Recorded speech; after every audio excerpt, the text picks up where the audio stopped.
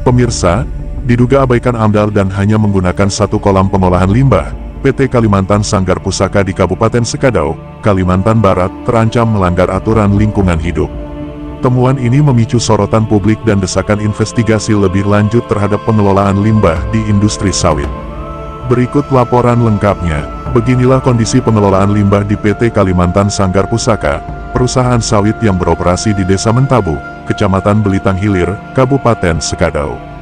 Dari hasil penelusuran tim media pada Sabtu, tanggal 3 Mei tahun 2025, ditemukan hanya satu kolam terbuka yang digunakan perusahaan untuk menampung limbah cair hasil produksi.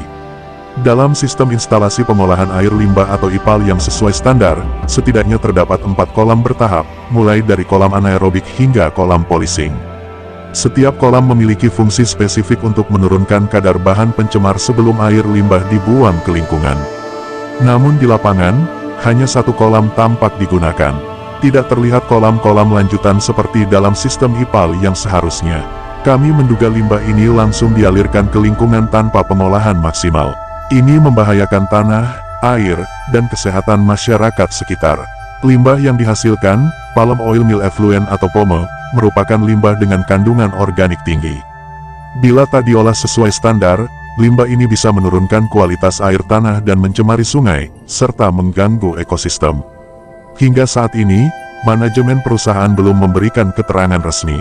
Saat wartawan mendatangi kantor PT KSP, manajer dan humas tidak berada di tempat, jelas security perusahaan. Perlu diketahui, PT KSP merupakan anak usaha dari Liman Agro Group, salah satu grup usaha besar di sektor perkebunan kelapa sawit. Berdasarkan Peraturan Menteri Lingkungan Hidup dan Kehutanan Nomor 5 Tahun 2021, setiap perusahaan wajib memiliki sistem pengolahan limbah sesuai baku mutu dan melaporkannya secara berkala. Kalau benar hanya ada satu kolam dan tidak ada proses lanjutan, ini pelanggaran serius terhadap AMDAL dan hukum lingkungan. Hingga berita ini diturunkan, belum ada tanggapan dari Dinas Lingkungan Hidup Kabupaten Sekadau.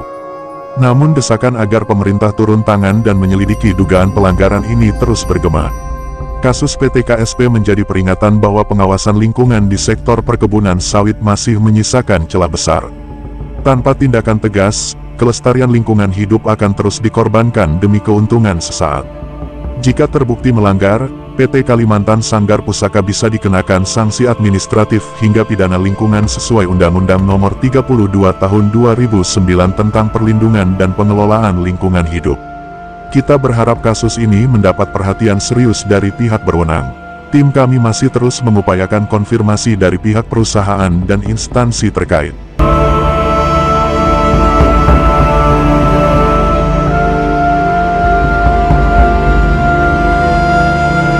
Dari Sekadau, Kalimantan Barat, Lintas Nasional iNews melaporkan. Kita ikuti berita Lintas Nasional.